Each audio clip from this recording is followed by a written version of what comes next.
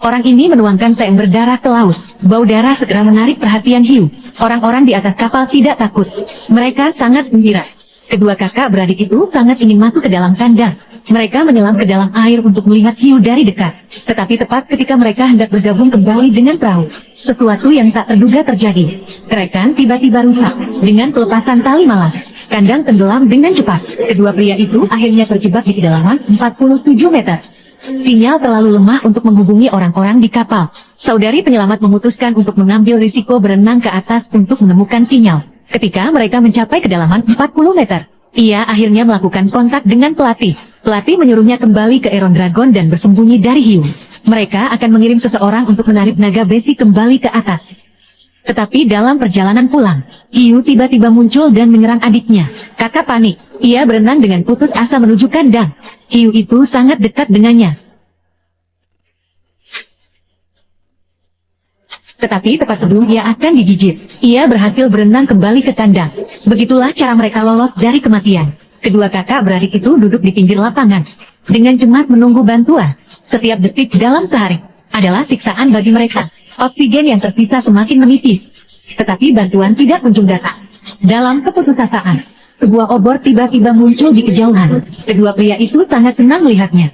Tampaknya bantuan akhirnya datang. Namun cahaya itu tidak mendekat kepada mereka. Adik saya kehabisan oksigen. Jika hal ini berlanjut, dia akan berada di dasar laut sebelum bantuan datang. Dia memutuskan untuk berenang ke dasar untuk mencari tahu sendiri.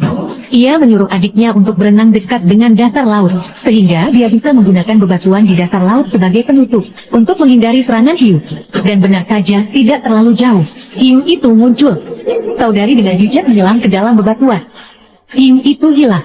Ia terus berenang ke arah cahaya.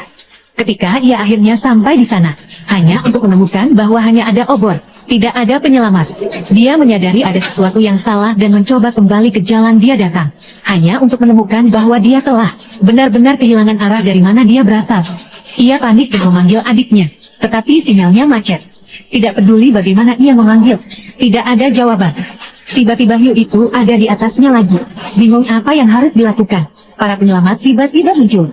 Namun dalam sekejap, hiu itu tercabik-cabik. Sang kakak mengambil kesempatan untuk bersembunyi di celah bebatuan. Ia terus memanggil adiknya. Akhirnya, suara saudara perempuannya terdengar di radio.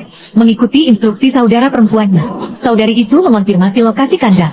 Dia mengeluarkan tali malas dan dukun yang dibawa oleh para penyelamat. Setelah kembali ke sangkar, ia mengikatkan tali malas ke sangkar. Ia kemudian berenang lagi, memanggil tim penyelamat untuk menarik mereka ke atas. Menunggu kandang untuk bangkit, para saudari sangat gembira.